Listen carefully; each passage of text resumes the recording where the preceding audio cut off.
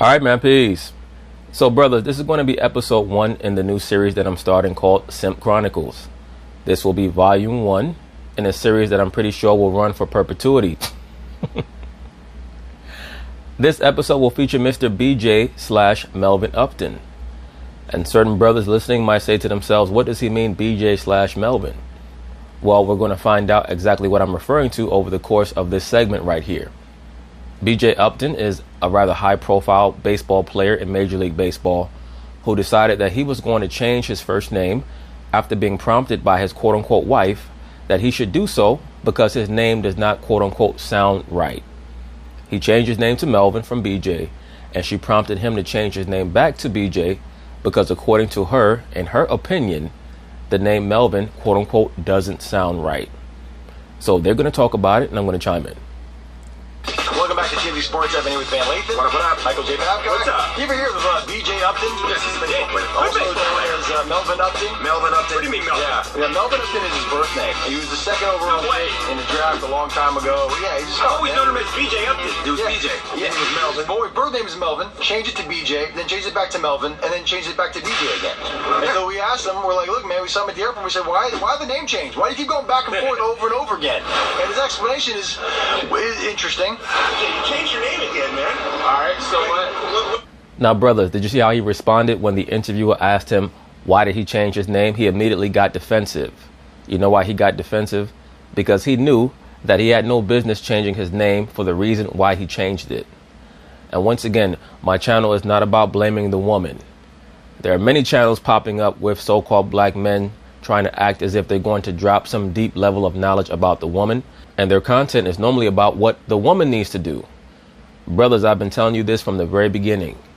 If you live your life expecting other demographics to change for you, you're going to live a very bitter life.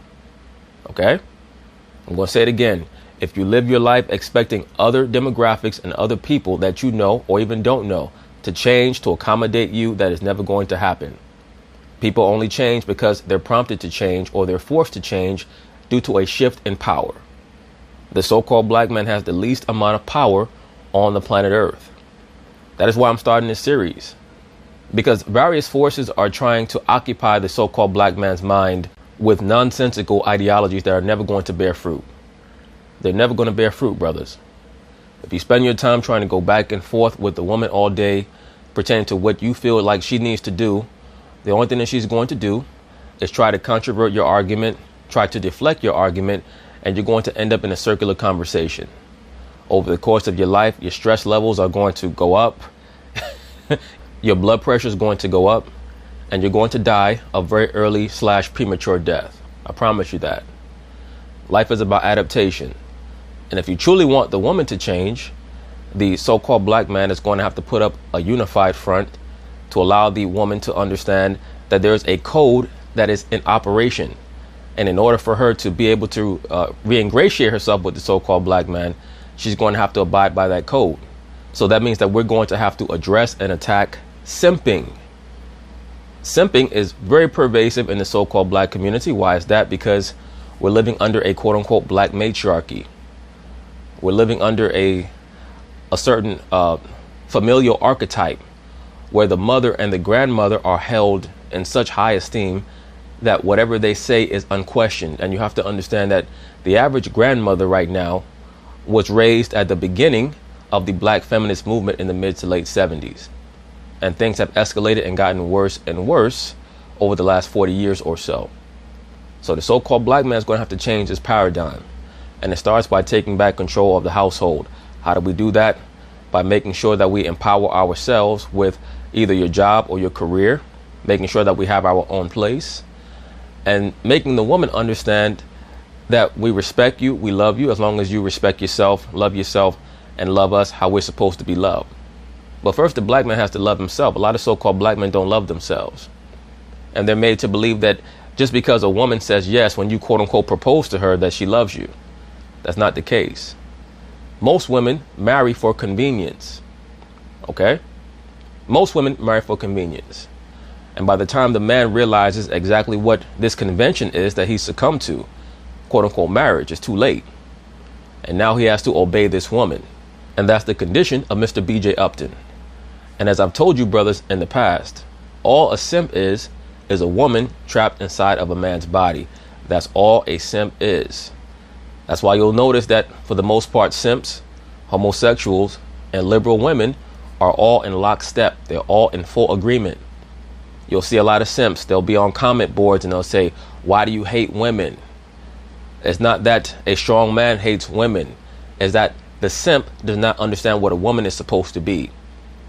The female paradigm that he's been presented with his whole life of the loud, confrontational, overly bellicose, cantankerous woman is what he expects from women. So now when he sees a man question that paradigm or that archetype, he says to himself, there's something wrong with the man. He never says there's something wrong with the woman. When in all reality, the real issue is that there's something wrong with him. The simp has to be converted so that the trickle-down effect, the ripple effect, can affect the woman, because the woman will not change until the man changes. So brothers have to change in order for the woman to change.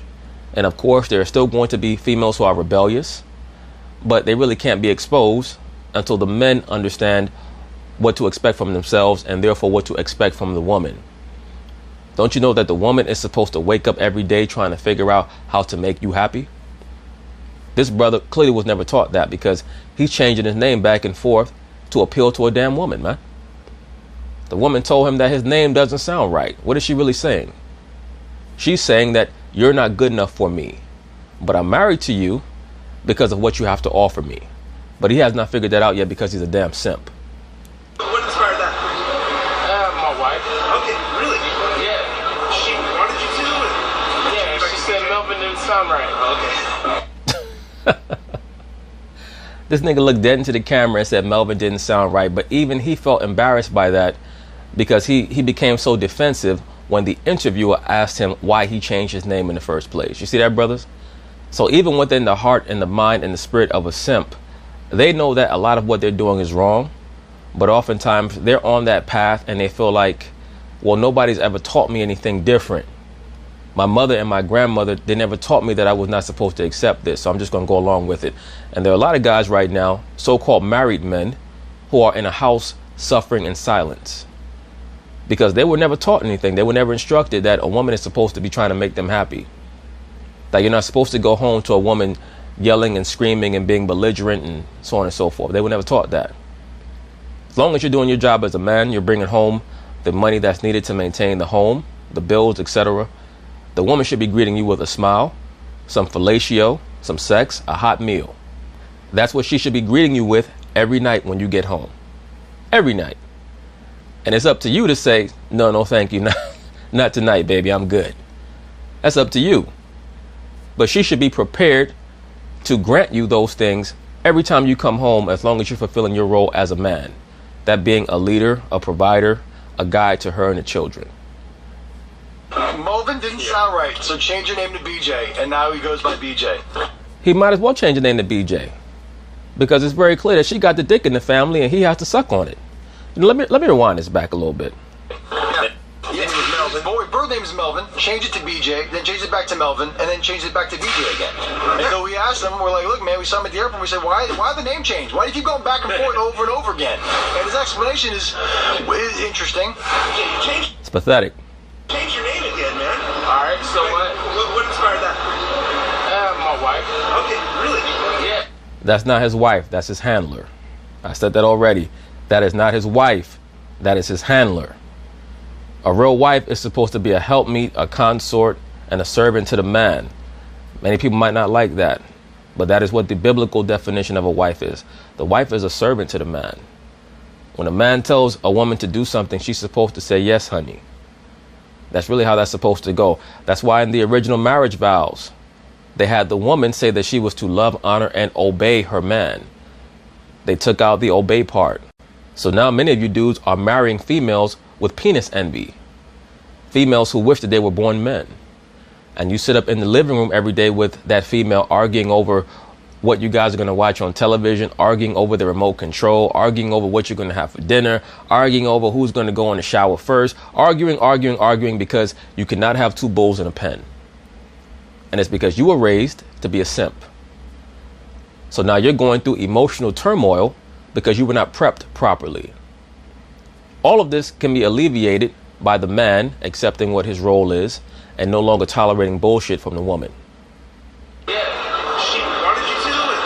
Yeah, she said Melvin didn't sound right. Okay. In other words, nigga, you're not good enough. Melvin didn't sound right, so change your name to BJ, and now he goes by BJ. He's BJ Upton. I don't like it. You like this? Yeah, I mean, I don't like people being controlled, but if it's... What if you're his parent? I bet you she made him change his middle name too, to Get Your Ass. So his new name is BJ Get Your Ass Upton. Parents, like, that's the name. If I'm his mom, that's the name I gave you. No, it's not the name that he gave him, no. Now, did you brothers hear what the Caucasian person at the bottom left stated? He said, if I'm his mom, I'm saying that's the name that I gave you. That's a simp rationalization. That's a simp trying to explain a simp dilemma. Because simps will oftentimes not be able to understand whether they should obey their mother or their wife. Because the mother and the wife will oftentimes be trying to contest one another over control of the asset, that being the young man. In all reality, you should not be changing your name because you don't want to change it. Not because that's the name that your mother gave you, but because that's your name, period. Melvin. Melvin is. Melvin, yeah. Melvin is like the name. Your wife doesn't like the name that I gave you? At the same time, though, his parents are also the people that gave him the BJ nickname. Man, so it's weird. It's Boss Man Jr. I don't like it. He's like, my wife told me to change my name, so I changed the name. Look, I would appreciate it. Because the wife is the new head of the household in the so-called black community. I don't know why people can't see that. As a matter of fact, the wife is the head of the household in most of these so-called communities. They really are, because America is ruled under the energy of the mother goddess, at least for the masses. When you get to the elite, to the true Luciferians, they adhere to the concept of the father god, the mother goddess, and their son. But for the masses, they want the woman to be an authority because the woman is very, very easy to manipulate. You only have to appeal to her emotions. Therefore, the men that worship them or follow them, they're the same way. That's why you'll find that so many black males today are so emotional. Everything is about their feelings. It's never about facts or what they know or what they understand. It's always just about how they feel. More if he's like, we had a discussion and I felt like I wanted to change it. Like, but Evan, just kind of like, wait, Mike. Hey, BJ, I don't like Melvin. Stop calling yourself Melvin. Okay, stop. Evan's capping. What do you mean I'm capping? Evan, you're capping right now. What am I What's that doing? mean? I don't know what other names you get called by, but if Sam decided you she think if wanted she you said, to go "I don't by like a Evan"? different name, she didn't like Evan, you come in here going by Rosie Rosenblum. Yeah. Like I agree with that. The dude at the top left is a big simp as well. But the dude in the middle, he's a semi-simp. He's fighting. Like a lot of so-called younger black males today, they're fighting the simp shit. But Van Lathan, he's a liberal black male. So being a liberal black male or woke per se, that's in relation to being a simp. It's like it's on the same tree. Two different branches on the same tree. They're normally related. But he's a little bit less of a simp than the other two, but he's correct. The person at the top left would definitely change his name if his wife gave him the order. Because once again, the term wife today means master. The literal meaning of the word wife is servant. But the word wife today actually means master. That's why these dudes say happy wife, happy life. You're a damn fool if you adhere to a credo like that, because the woman is never happy. The only time that the woman achieves real happiness is when she understands that she has to make sure that her man is happy. That's when she attains happiness. In the same way, the only way for the so-called black man to truly be happy and content with himself is to understand who his God is, who his power is, who his head is, who he's supposed to be serving. When the woman understands who she's supposed to be serving, that's when she's happy. Because if she does not understand that, she's going to be idle-minded, she's going to run the streets, she's going to be a $2 hoe, and she's going to be constantly confused, depressed, having to take pills and medication, which many of these modern-day liberal females do. So if the so-called black man is truly serious about how much he quote-unquote loves the black woman, then you understand that you have to be in command. You have to be in control. It's not about that fake king-queen shit. In order for the woman to be a queen, she has to clean herself up. And you have to instruct her on how to do that. And you're not going to accomplish that by being no damn simp and changing your name because she wants you to change your name. Like you're capping. Sam somewhere. We love you, Sam. Yeah. Don't let Evan cap. Do. Evan. Sam told me to change my name to Rosie Rosenblum. I'd say no. Yes, you would. My name is Evan Rosenblum. Rosie Rosenblum. Rosie. The name I'm going. You know what? I think Rosie Rosenblum is a fantastic name. Think so? Right. But anyway, that's basically it on that, because as usual, they're descending into a lot of nonsense. Point being is this, brothers. A woman that actually cares about you is not going to go out of her way to try to make you change your identity or who you are. Now, the vast majority of these females, they engage in sport by trying to get men to change. They might come to your home and tell you to change the alignment of your furniture. They might tell you to shave your facial hair. They might say they don't like how you dress. These are all things to basically see if you're going to do it.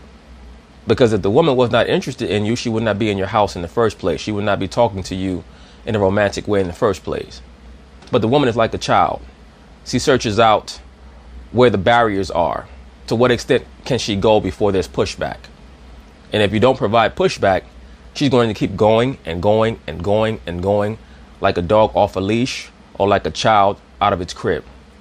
It's just going to keep exploring. So you have to set parameters for the woman of what you're not going to tolerate. And if she does not want to deal with what you're not going to tolerate, then have a nice day. Goodbye.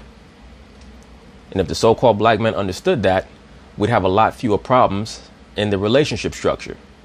But because so many cats out here are simps and are trying to appease the woman, they don't get it. And as I tell brothers all the time, any man who does not understand a woman cannot possibly understand the Bible. Therefore, that man has no wisdom. No wisdom whatsoever. That's why so many dudes are trying to overcompensate by going into these long, drawn-out explanations on the woman and trying to provide a summary or a summation on it by saying that the woman can be changed or altered. No, she cannot. The woman can only be changed when she sees uniform code of conduct amongst men. Because the woman will always search out mischief and chaos where she can. So if you have a chain of 99 of 100 links, and 99 links are strong, the woman will diligently search out that one weak link. That's what she will do. Okay? But anyway, peace.